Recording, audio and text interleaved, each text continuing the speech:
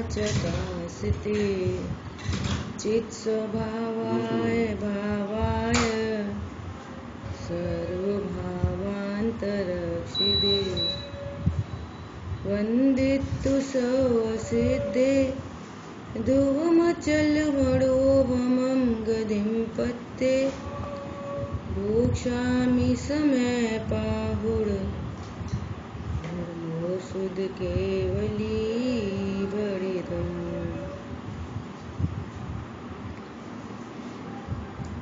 समयसार जी ग्रंथाधिराज, इसमें श्लोक नंबर 1 पर अपने चर्चा की।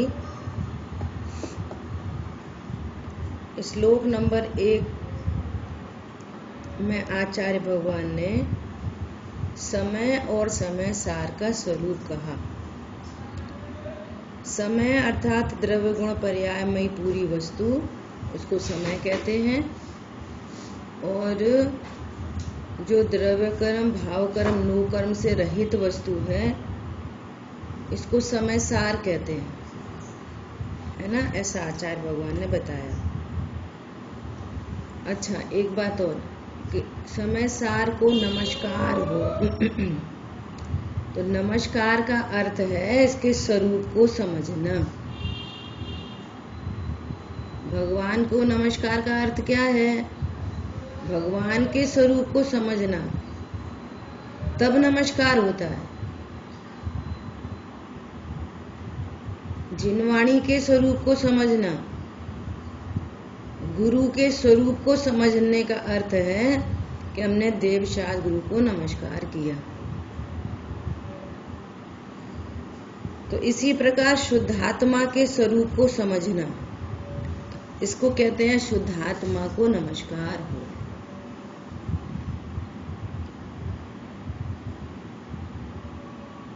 अब कह रहे हैं कि वो समय सार कैसा है? तो वो भावाय है, सत्ता स्वरूप वस्तु है। और उसकी सत्ता कैसी है कि चैतन्य गुणमयी है ना। चित स्वभाव है और स्वानुभूतिया चकास्ते अर्थात अपनी अनुभवन रूप क्रिया से जाना जाता है, अपने से अपने को प्रकट करता है। और सर्वभावांतरक्षिदे के बोल में ऐसा कहा कि मेरे में वर्तमान में पूरे लोकालोक को जानने की शक्ति विद्यमान है। सर्वभावांतरक्षिदे, इस प्रकार श्लोक का अर्थ हुआ। भावार्थ में बहुत विशेष चर्चाएं आई थी। भावार्थ में क्या चर्चा आई थी कि वहां कहा कि हम मंगल करने के अर्थ शुद्ध आत्मा को नमस्कार करते हैं। मंगल का अर्थ क्या है कि जो पापों को गलावे और सुख उत्पन्न करे। लोक में 5 पाप प्रसिद्ध हैं। जिन शासन में 5 पाप का भी बड़ा बाप, उसको मिथ्यात्व को महापाप कहा है। तो जहाँ मिथ्यात्व का अभाव होकर सच्चा सुख प्रकट हो, उसे मंगल कहते हैं। क्योंकि मिथ्यात्व के अभाव के बिना कोई पाप मिट सकता नहीं। ये मंगल का अर्थ हुआ। फिर प्रश्न उठाया कि आपने तो शुद्ध आत्मा को नमस्कार किया और मंगलाचरण तो इष्ट देव को नमस्कार करके मंगलाचरण होता है, अपने भगवान को याद करते हैं। तब यहाँ कारण और कार्य समय सार की बात आई कि समय सार में सब ही गर्भित हो गए। समय सार में शुद्धात्मा को नमस्कार हो गया और जो हमारे इष्ट देव हैं, जो सिद्ध भगवान हैं, वे सिद्ध भगवान कार्य समय सार है। अर्थात जिनकी पर्याय में भी द्रव्य कर्म भाव कर्म नो कर्म से रहित हुए, ऐसे सिद्ध भगवान, सिद्ध पर्याय, अनंत गुणों की शुद्ध पर्याय अवस्था, वो सिद्ध भगवान है। तो वे कार्य समय सार है। एक प्रश्न आया कि आपने कहा कि कारण बड़ा होता है, दृष्टांत पहले भी दिया था। हम आपको 5 लाख रुपए दे रहे, तो 5 लाख रुपए चाहिए कि ऐसी एक फैक्ट्री चाहिए कि जिससे हर महीने 1-2 लाख रुपए की इनकम होती है। 5 लाख बड़े हैं, 10 लाख बड़े हैं कि फैक्ट्री बड़ी है, उस धन की उत्पत्ति का कारण बड़ा होता है। फैक्ट्री बड़ी चीज है कि 5-10 लाख रुपए बड़ी चीज है। उस फैक्ट्री से हर महीने पैसे कमाओ, ऐसे ही ये जो शुद्ध पर्याय हैं, ये जो सुख रूपी अवस्था है, पूर्ण सुखमयी अवस्था है, उसका कारण शुद्धात्मा है। वे सिद्ध भगवान अपनी सिद्ध पर्याय के द्वारा, केवल ज्ञान के द्वारा, मैं केवल ज्ञानी हूं ऐसा नहीं जानते, मैं त्रिकाली ध्रुव हूं ऐसा जान रहे हैं। कारण की दृष्टि बनी हुई है, इसलिए अनंत काल तक अनंत सुख प्रकट होता रहेगा। हर पर्याय में केवल लोकालोक झलक रहा है, प्रत्येक पर्याय में लोकालोक झलक रहा है, परंतु वे अपने को क्या जानते हैं? मैं शुद्ध आत्मा हूं ऐसा जानते हैं। देखो यहां से एक मैसेज और मिलता है। क्या मैसेज मिलता है? कि लोग धर्म के नाम पर या ध्यान के नाम पर हमारे ज्ञान में कुछ झलके नहीं, और हमें तो बस यही ध्यान है, कुछ झलके नहीं, ये ध्यान है। तो कह रहे हैं केवल ज्ञानी परमात्मा को लोकालोक झलकता है।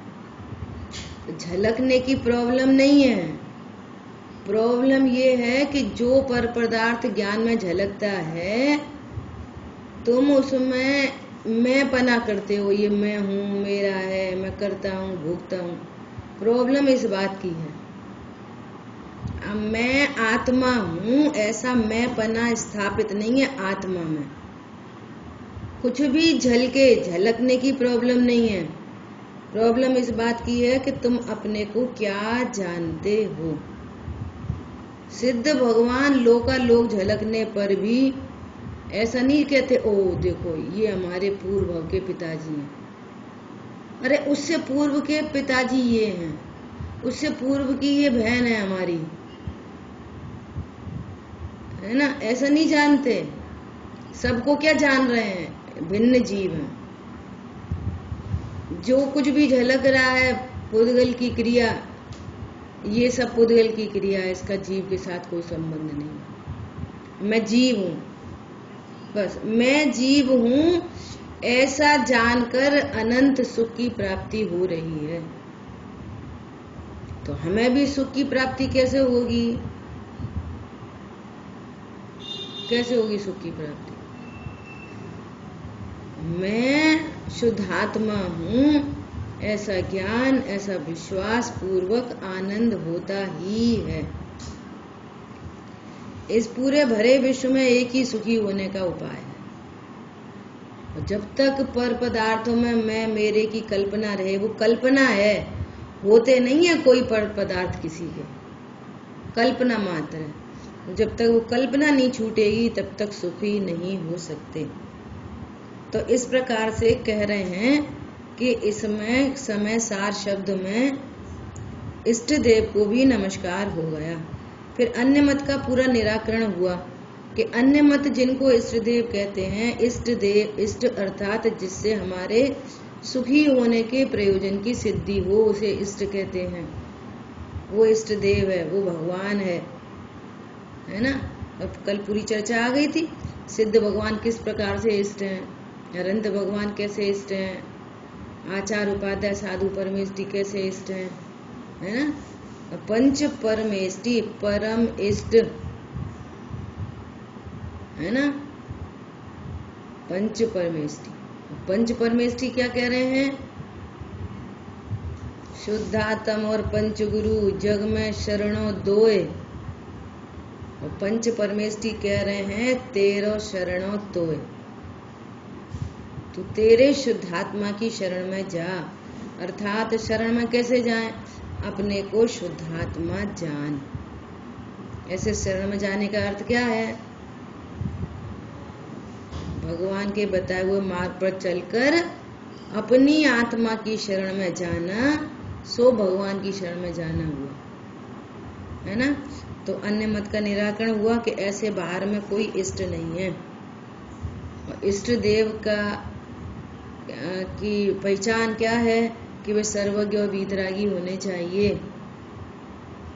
अब सर्वज्ञ और वीतरागी हैं, अब आप उनका कुछ भी कहो, बुद्धि वीर जिन हरिहर ब्रह्मा, या उनको स्वाति, कुछ भी नाम रखो, हमें नाम से प्रॉब्लम नहीं है, लेकिन वे सर्वज्ञ और वीतरागी होने चाहिए। इस प्रकार से अपना पहला कलश पूरा हुआ। ठीक है, अभी देखो, अब दूसरे कलश को पढ़ते हैं। अनंत धर्मणस्तत्वं पश्यन्ति प्रत्यगात्मनः, अनेकांतमयी मूर्तिर्नित्यमेव प्रकाशिताम्। बहुत बढ़िया कलश है, बहुत शानदार। देखो क्या कह रहे हैं। अब सरस्वती को नमस्कार करते हैं। अभी सरस्वती कौन है? तो उस सरस्वती का भी निराकरण करेंगे कि जो जगत में बाघ बाधिनी और वो हंसिनी हंस पे बैठी है और वो वीणा बजाती है, ऐसी विश्व में कोई सरस्वती नहीं होती। यहाँ आचार्य भगवान उस ज्ञान को ही सरस्वती की मूर्ति कहेंगे। वो ज्ञान सरस्वती की मूर्ति है, जिस ज्ञान में गायक विराजमान है। ऐसा अब देखो, अब सरस्वती, तो श्लोकार्थ पढ़ते हैं। जिसमें अनेक धर्म है, जिसमें अनेक धर्म है, ऐसे जो ज्ञान तथा वचन उन्मयी मूर्ति सदा ही प्रकाश रूप हो, है ना। देखो यहाँ सरस्वती, एक तो क्या कहा, जिनवाणी को सरस्वती कहा, है ना। ज्ञान तथा वचन, वचन रूप मूर्ति सदा प्रकाशमान रहो, है ना। तो जिनवाणी है वो वचनात्मक है, और जिनवाणी के माध्यम से जो ज्ञान होता है, जैसे जिनवाणी में लिखा समय सार, हमारे को क्या समझ में आया पहला श्लोक पढ़ के? ओहो, मैं समय सार। तो एक तो जिनवाणी के बारे में पूरा समय सार अपन ने पढ़ा कि जो द्रव्य कर्म, भाव कर्म, नो कर्म है, ये तो जिनवाणी में लिखा है। ये सारी जो चर्चा अपन ने अभी की वो कहाँ लिखी है? जिनवाणी में। अब ऐसी की ऐसी पूरी बात हमारे को ज्ञान में समझ में आई, है ना। तो कह रहे हैं कि ज्ञानात्मक और वचनात्मक उसमयी मूर्ति सदा मेरे ज्ञान में प्रकाशमान रहो। कहाँ प्रकाशमान रहो? मेरे ज्ञान में। ये जिनवाणी जो स्वरूप को अनेकांतमय अर्थात अनंत धर्मात्मक बताता है। अनंत धर्मणस तत्वम, है ना। सदा मेरे ज्ञान में प्रकाशमान रहो। वो कैसा है? जो अनंत धर्मों वाला है। बहुत इंपॉर्टेंट कलश है ये, है। हर कलश में आचार्य भगवान ने ऐसा गजब का भेद ज्ञान कराया है। क्या कह रहे हैं? जो कैसा है? अनंत धर्मणस तत्वम, जो अनंत धर्मात्मक जो तत्व है वो कैसा है? अनंत धर्मों वाला है और पर द्रव्यों से तथा पर द्रव्यों के गुण पर्याय से भिन्न। पहले ये समझो दोनों बातें। जो अनंत धर्मात्मक वस्तु है, द्रव्य गुण पर्यायमयी जो वस्तु है, अभी पूरी वस्तु की बात कर रहे हैं, द्रव्य गुण पर्यायमयी जो वस्तु है वो कैसी है? पर द्रव्य और पर द्रव्य के भाव। जैसे कैसा पर द्रव्य? कि मैं जीव हूं और पर द्रव्य पुद्गल है, तो मैं पुद्गल से कैसा हूं? अभिन्न हूं कि भिन्न हूं? अब भिन्न शब्द का अर्थ समझो। भिन्न मतलब कि ये पुद्गल मैं नहीं। भिन्न मतलब ये पुद्गल मैं नहीं, मेरा नहीं। अपन ऐसे तो बोलते हैं कि हाँ मैं पुद्गल से भिन्न। शरीर तुम्हारा है कि नहीं? शरीर हमारा नहीं है, हम शरीर से भिन्न है। तो भिन्न शब्द का अर्थ क्या है? आपको भिन्नता भाषित हुई तो उसमें इतनी पूरी बात लागू पड़ेगी। क्या? ये देह मैं नहीं, मेरी नहीं, मैं देह का कर्ता नहीं, देह मेरे अनुसार नहीं चल रही है, मैं उसका कर्ता नहीं हूं। कि हमने उंगली हिलाई तभी तो हिली, तो हमने मतलब कौन? वचन ऐसे चलते रहते हैं। हम मतलब कौन? हम मतलब कौन? हम मतलब मूर्तिक प्रदेशों का पुंज, प्रसिद्ध ज्ञानादि गुणों का धारी, अनादि निधन वस्तु अर्थात हम।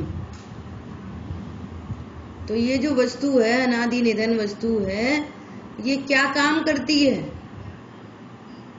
कि पर्याय में भी कहो तो मात्र जानती है। तो मात्र जान रही है शरीर की जो भी कोई क्रिया हो रही है, हाथ हिलाना, पैर हिलाना, उंगली चलाना, है ना, आंख बंद करना, खुलना, जो कुछ भी क्रिया हो रही है, रोटी बनाने की, व्यापार धंधे की, जो क्रिया देह की जो भी कोई क्रिया हो रही है, उस क्रिया का कर्ता कौन है? देह की क्रिया का कर्ता वो ही पुद्गल परमाणु है। जीव देह की क्रिया का कर्ता नहीं। अपने निमित्त नैमित्तिक संबंध में खूब चर्चा हो गई थी। देह की क्रिया का कर्ता जीव नहीं, तो मैं करता नहीं और मैं देह को भोगता नहीं। पांच इंद्री के माध्यम से जानता नहीं। पांच इंद्री मुझे जानने में कोई हेल्प करती नहीं, उनकी उपस्थिति मात्र है, वे निमित्त मात्र हैं, परंतु मैं देखता अपने उपादान योग्यता से हूं। अभी आंख बंद करो, ये दिख रहा है अनंत धर्मस्तत्व। तो कह रहे हैं उस संबंधी गे नहीं बनना, तो खिड़की बंद है।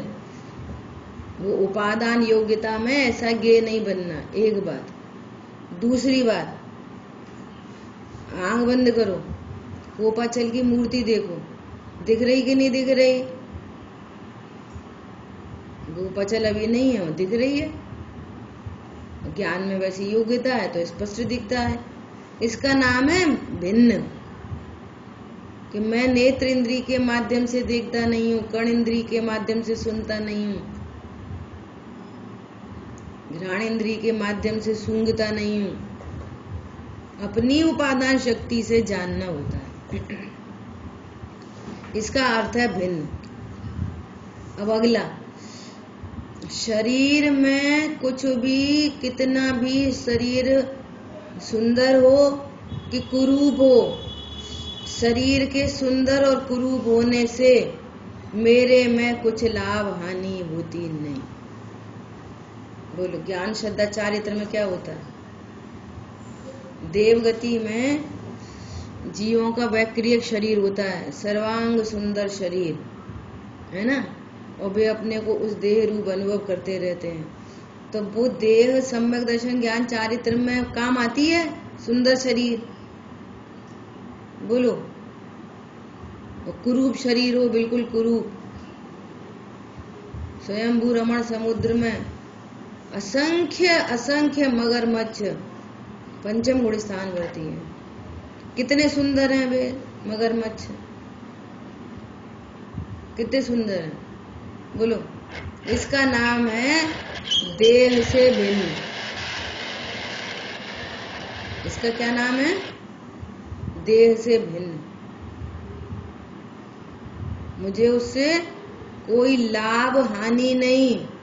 देखो, स्टार्टिंग में ही जब ऐसे निर्णय करेंगे और कभी देहादि की प्रतिकूल अवस्था बनेगी तो वो ऐसा अपने को दीन नहीं समझेगा। फिर अभी अहंकार नहीं होगा तो ऐसी परिस्थिति में दीनता नहीं होगी। यदि भिन्नता भाषित हुई तो शरीर में जरा सा कुछ हुआ तो दीन हो गए। अब तो हम चल नहीं पाते, अब तो हम उठ नहीं पाते, अब तो हम मंदिर नहीं जा पाते। तो हमारा सारा धर्म क्या हो गया? पानी में चला गया। और जो धर्म धर्मी के आश्रय से होता है, शरीर की विपरीत परिस्थिति बनने पर भी धर्मी और धर्म दोनों सुरक्षित रहते हैं। जैसे जैसे मंदिर में विकृति आने पर, जब मंदिर की कोई बहुत तेज बारिश हुई और खिड़की गिर पड़ी मंदिर की, तो अंदर भगवान बैठे हैं, उनमें कुछ प्रॉब्लम होती है? दीवार गिर जाने पर देवता विकृत नहीं होते। ऐसे ही इस देह देवल में विकृति होने पर शुद्धात्मा में विकृति नहीं होती। देह देवल में विराजमान भगवान आत्मा, शुद्ध स्वरूप भगवान आत्मा, इसका नाम है भिन्नता। न मैं उससे अच्छा बुरा होता और न मेरे को कोई लाभ हानि होती। शरीर बहुत सुंदर है, वैकृत शरीर है तो लाभ नहीं। उस वैकृत शरीर का ही लक्ष्य है मैं कितना सुंदर, मैं कितना सुंदर, मैं अज्ञान मोह राग देश की पुष्टि हो रही है। तो सुंदर शरीर क्या काम आ रहा है? मान कषाय के काम आ रहा है। मान कषाय और मायाचारी से त्रेंच गति का बंद होता है, इस काम आया वो शरीर। और कुरूप शरीर है ना। लोक में भी देखो कि कोई क्रिकेटर है, हाइट भी कम है, काला भी है, बाल भी ऐसे उल्टे सीधे हैं, और वो आपको मिल जाए क्रिकेटर, तो क्या करोगे? Autograph autograph. क्यों? वो तो काला है, बेकार है बिल्कुल। तो क्या? अरे नहीं, शरीर से थोड़ी गुणों की पूजा होती है ना। लोक में भी करते हैं ना ऐसा। कुंद कुंद आचार्य भगवान कहाँ के थे? साउथ के थे वो। साउथ में तो सब काले ही होते हैं। 11 वर्ष की अवस्था में मुनिपना अंगीकार किया है ना, और काले बिल्कुल। और नाना धोना है नहीं, और मिट्टी चढ़ रही है देह पे, है ना, दंत धोवन करना नहीं। अब तुम मुनि को नमस्कार करोगे कि नहीं करोगे? बोलो। इसका अर्थ है भिन्नता। क्या क्या पॉइंट बोले? भिन्न मतलब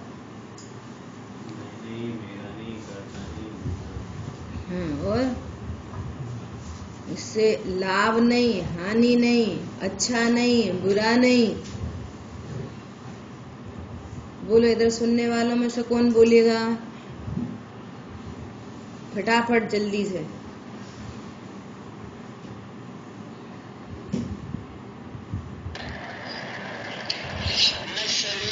शरीर आत्मा जो अपनी है और शरीर बहुत भिन्न है। इससे मेरा अच्छा बुरा नहीं होता, मैं इससे सुखी दुखी नहीं हूँ। शरीर और शरीर से पर पदार्थ मेरे बहुत भिन्न है। बढ़िया। आधी बात आ गई और आधी नहीं आई। आधी कौन बोलेगा?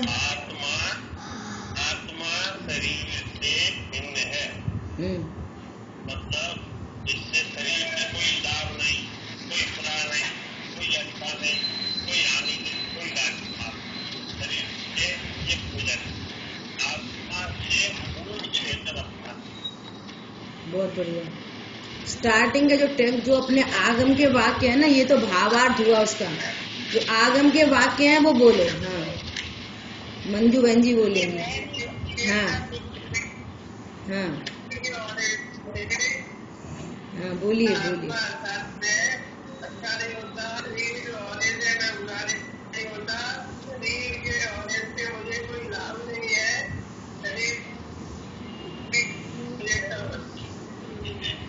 बढ़िया। सबने भाव, हाँ, भावार्थ तो बोला सबने।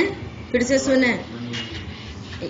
हाँ, मंजू आंटी ने बोला, मैं नहीं, मेरा नहीं, करता नहीं, भोगता नहीं।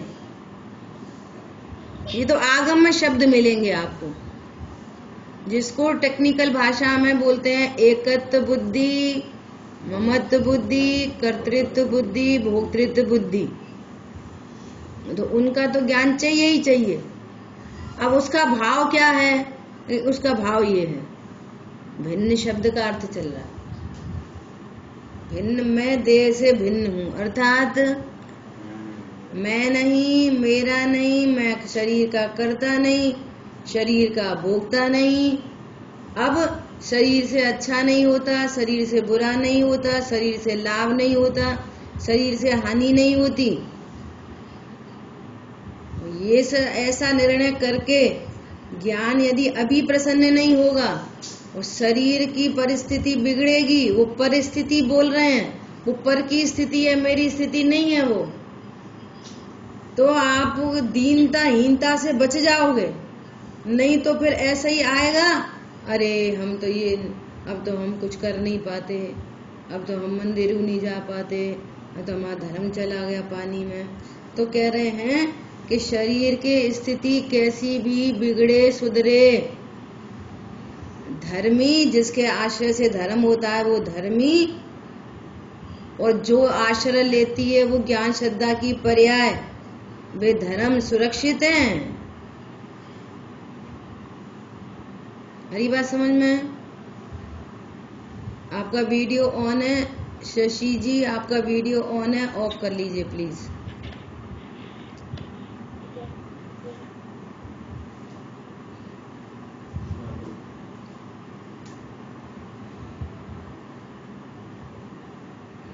है ना?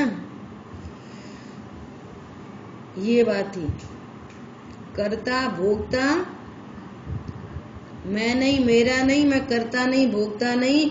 मैं देह से अच्छा बुरा नहीं होता, देह से मुझे कोई लाभ हानि नहीं होती। अभी कोई ऐसा प्रश्न करे कि चरणान योग में तो ऐसा बोलते हैं, बड़े बड़े ज्ञानी पुरुष भी हमसे कहते हैं कि भाई देह का ध्यान रखो, पड़ोसी के समान ध्यान रखो। वो क्यों कहते हैं? वो इसलिए कहते हैं कि अभी तुम्हारे को कषाय मौजूद है, देह में कोई तकलीफ आएगी तो तुम उसे अपनी तकलीफ जानकर उसका लक्ष्य करके तुम्हें दुख होगा। उस दुख से बचाने के लिए कहा जाता है कि शरीर का ध्यान रखो। ये उपदेश है, ध्यान से सुनना बहुत गंभीरता से। ये उपदेश है, एग्जैक्टली देह का ध्यान कोई रख नहीं सकता, वो देह का स्वतंत्र परिणमन है। देह जीव के अनुसार परिणमन करती नहीं है, वो निमित्त नैमित्तिक संबंध बनता है बस। इधर अच्छे से विटामिन मिनरल सब दिए जा रहे हैं, अच्छा भोजन पानी, तो शरीर की स्वस्थता उधर दिखाई देती है। तो ऐसा कहा जाता है कि भैया हम तो शरीर का खाने पीने का बहुत ध्यान रखते हैं, परंतु आपके रखने से नहीं रखा जा रहा। उधर लाइन में जाएंगे ना तो बहुत चर्चा निकल के आएगी। आप ऐसे देखो, एग्जैक्टली ऐसे दिखते हैं कि जो लोग खूब योगा प्राणायाम कर रहे हैं, अब उम्र ढल गई तो अब कुछ बीमारी हो गई, नहीं होती। भैया बीमारी का संबंध एकांत योगा प्राणायाम से नहीं है, शरीर के स्वस्थ रहने का संबंध साता से है, नाम कर्म की स्थिर प्रकृति से है, जिसमें बात कफ और क्या बोलते हैं, बात कफ और बात पित्त कफ, जब तीनों अनुकूल होते हैं, वो स्थिर नाम की प्रकृति है शरीर की, और भार में साता का उदय। और ये दोनों चीजें कषाय की मंदता और देवशास्त्र गुरु के सानिध्य से पॉजिटिव बनती हैं। तुम एकांत वो करो, अकेले योगा का, वॉकिंग का एकांत, तो उससे एकांत से वो भी शामिल होता है, ये वाली बात मान ली, पर उस अकेले से नहीं होता। और अभी अपन को उस लाइन में नहीं जाना, अपन को तो ये चर्चा करनी है कि जो अनंत धर्मों वाला है कौन, कि आत्मा।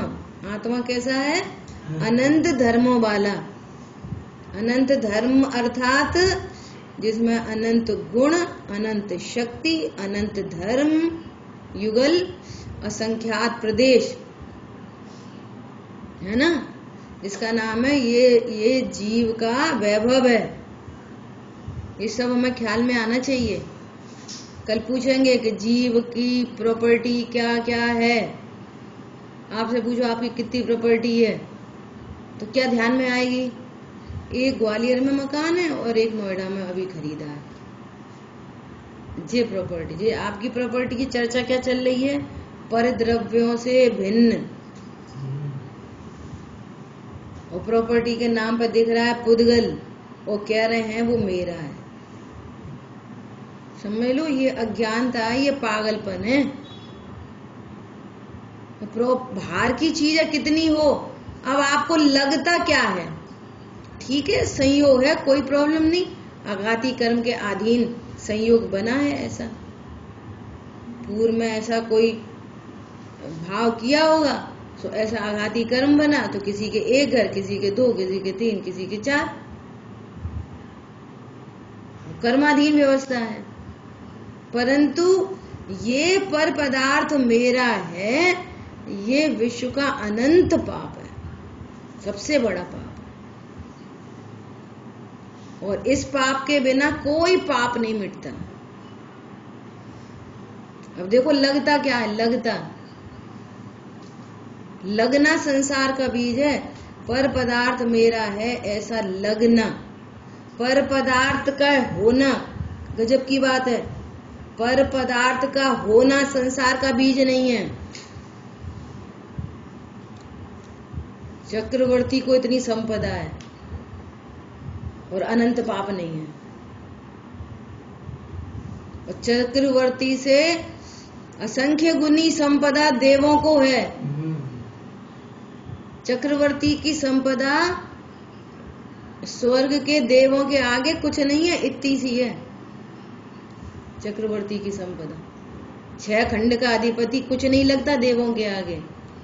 तो बाहर की चीजों का होना संसार का बीज नहीं है। ये मेरी है, मुझे इससे सुख होता है, ये संसार का बीज है। और सुनना, किसी के पास संपदा नहीं है ना, और दुखी होना, ये संसार का बीज है। क्या बोला? दुखी होना संसार का बीज है, और उसका लक्ष्य करके सुखी होना संसार का बीज है।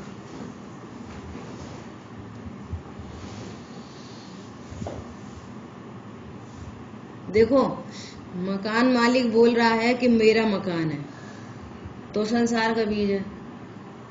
और जो टेनेंट है वो कह रहा है कि नहीं, हम तो किराए पे रहते हैं, हमारा घर नहीं है, ये भी संसार का बीज है। समझ में आ रही है? पर पदार्थ के साथ एनी टाइप ऑफ कनेक्शन,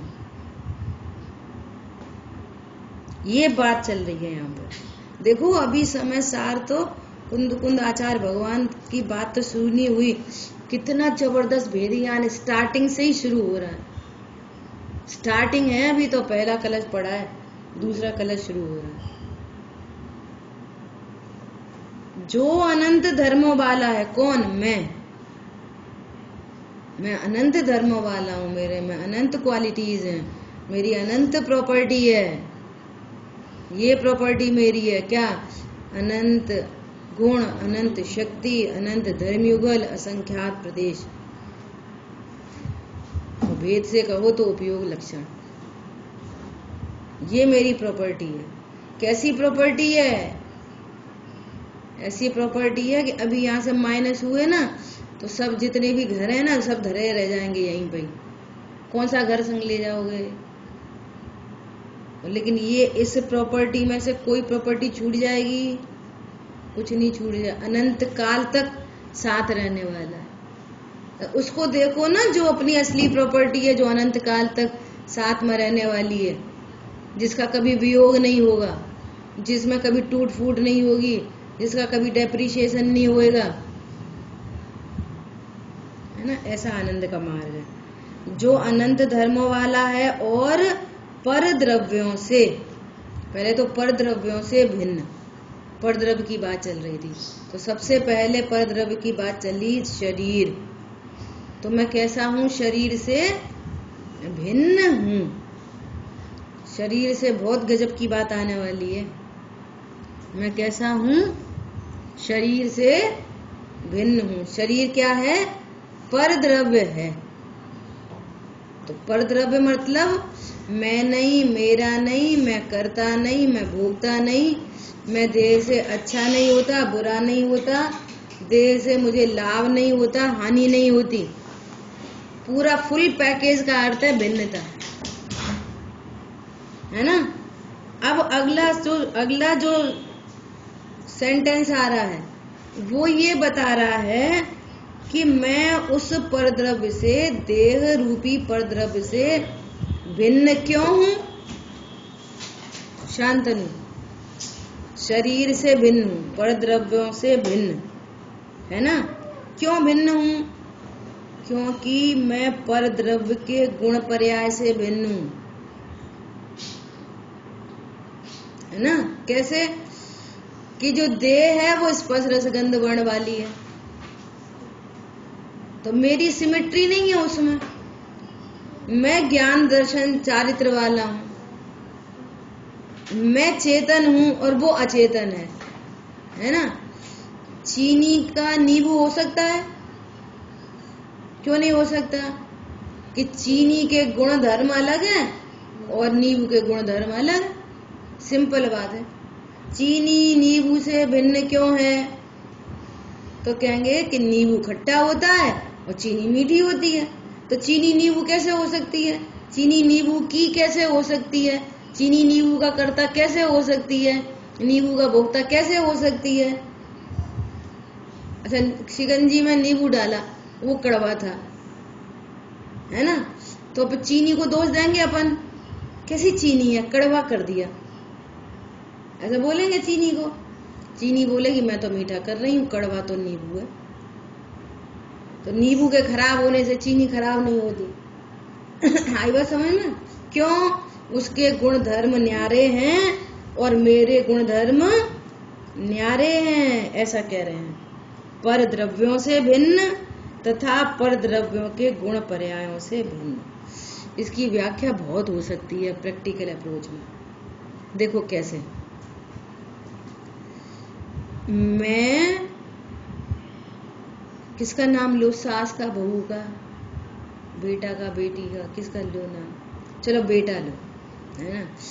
मैं बेटा, जिसको लोक में कह रहे हैं, मैं बेटा से भिन्न हूं। अब लगाओ सब। मैं बेटा नहीं, बेटा मेरा नहीं, मैं उसका करता नहीं, उसका भोगता नहीं। सुनो, बेटा शराबी हुए तो मुझे कुछ फर्क पड़ता है? उसके खराब होने से मैं खराब नहीं होता। बेटा शराबी और हम स्वाध्यायी हैं,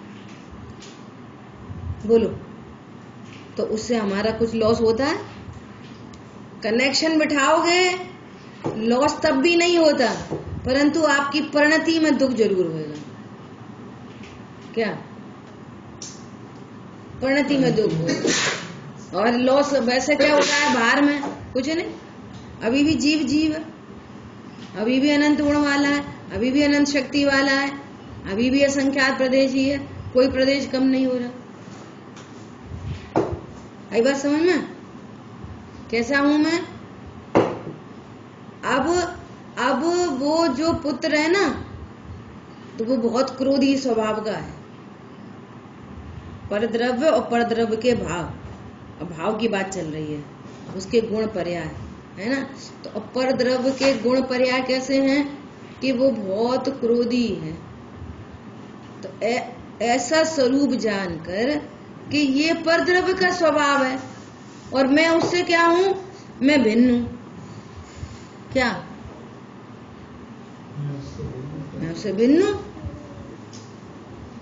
परद्रव्य और उसका स्वभाव, उसके गुण पर्याय, वो उसके गुण पर्याय है ना, मेरे नहीं है ना। उसके गुण पर्याय, जैसे दृष्टांत दिया कि नींबू कड़वा है, तो चीनी को क्या इफेक्ट पड़ रहा है कड़वे नींबू से? वो कड़वा नींबू उसका स्वभाव है, नींबू का स्वभाव है, उसकी खटास, और कभी खटास ही खराब हो जाए और वो नींबू कड़वाहट करे, तो कड़वाहट उस नींबू का स्वभाव है। उसके स्वभाव से चीनी को क्या फर्क पड़ रहा है, पानी को क्या फर्क पड़ रहा है? बोलो। देखो, उन पुद्गल में ज्ञान नहीं है ना, तो भी अपने अपनी सीमा में रहकर किसी को कोई फर्क नहीं पड़ता, न चीनी को, न पानी को, न नींबू को। लेकिन ये ज्ञान है ना, ज्ञान ये जानने वाला है ना, तो इसका जान नहीं, इसके लिए प्रॉब्लम बन रही है। तुम जानने वाले हो तो कुछ भी जानो, कुछ भी समझो। वो इंडिविजुअल अगर अलग आइडेंटिटी है, मैं उससे भिन्न हूं। कल हमारी के क्लास में सिद्धि हुई थी कि आप सिद्ध करो कि ये पुत्र मेरा है। ऐसे थोड़े ही अब अपना ही बच्चा है और फिर वो ऐसे काम करे तो अपने को दुख तो होता ही है। भाई साहब, अनादिकाल से हो रहा है, और अब जिन शासन मिला और फिर दुखी हो गए, तो तुम्हें जिन शासन मिलना कुछ कार्यकारी नहीं हुआ। वो गाय है ना, गाय, और उसका बच्चा गिर पड़े तो वो गाय अपने बच्चे को उठा लेती है और चाट चाट के उसका पैर सही कर देती है, और वो भी दुखी होती है। और एक बंदर का बच्चा है ना, वो बंदर भी अपने बच्चे को सिर पे उठा लेता है, वो भी चाट चाट के सही कर लेता है। बिल्ली के बच्चे को छू नहीं सकते, वो तुम्हें पंजा मार देगी। इतना एकत्व, ममत्व, कर्तृत्व, भोक्तृत्व उन त्रियंच गति के जीवों में है। और आज हम स्वाध्याय करके जैन कुल में जन्म लेके हमें भी ऐसा अटूट कर्तृत्व, भोक्तृत्व बुद्धि हो, तो हमें उनमें फिर क्या अंतर है? क्या अंतर है बोलो? मतलब अभी सुनना ध्यान से, तो फिर उन्हें कछु होने दे। जो निर्णय की बात होती है ना, सबसे बड़ा ड्रॉबैक ये है, जो निर्णय की बात चल रही है उसको क्रिया में लागू कर देते, ये बहुत बड़ा ड्रॉबैक है जो मोह का नाश नहीं होने देता। बात क्या चल रही है? अभी राग नहीं मिटेगा। अभी तो पहले आप एक शुद्ध सुरक्षित निर्णय करो, उस निर्णय की बाड़ लगाओ, डिसीजन करो मेरा क्या स्वरूप है। बार बार ऐसी घनघोर प्रतिकूलताएं आए, कुछ भी हो जाए, ये निर्णय सुमेरु की तरह से हिल नहीं पाए। डिसीजन भले ही रोना गाना वो चल रहा है, वो अलग क्रिया चल रही है, अभी आ रही है बात आगे बात आ रही है जो अपन अभी कर रहे हैं, तो भी आपका निर्णय सुमेरु की तरह अचल दृढ़ बना रहे। इसका नाम है कि आपने स्वाध्याय करिए। पॉइंट आया समझ में? परद्रव्य और परद्रव्य के भाव, क्या सेंटेंस चल रहा था? परद्रव्य के गुण पर्याय मतलब उसके भाव। हाँ, कि पुत्र मेरा है, इसकी सिद्धि करो। तुम्हें तो पता ही नहीं, जिसको पुत्र कह रहे हो वो एक नहीं है, वो 4 चीजों का कंपाउंड है। वो जिसको हम पुत्र कह रहे हैं, माता कह रहे हैं, भाई कह रहे हैं, सास कह रहे हैं, बहू कह रहे हैं, वो एक एक चीज नहीं है, हर में 4 चीजें हैं। क्या क्या है? जीव, उद्गल या अजीब कहो, आश्रव और बंध, 4 चीजों का कंपाउंड है। अभी इसमें कितनी चीजें हैं? 4। ज्ञान स्वरूपी भगवान आत्मा जीव, और शरीर, पुद्गल की रचना शरीर, और इसके जो परिणाम हो रहे हैं, खेलने कूदने लड़ने झगड़ने, ये परिणाम, ये आश्रव तत्व, और जो कर्मों का बंधन है, बंध तत्व। अब बोलो इन चारों में मेड बाई माँ बाप क्या चीज है? इन चारों चीजों में क्या चीज तुमने बनाई जिससे आप कहते हो ये पुत्र मेरा है? सिद्धि करो। आत्मा बनाई, तुमने बनाई, तुम्हारी है।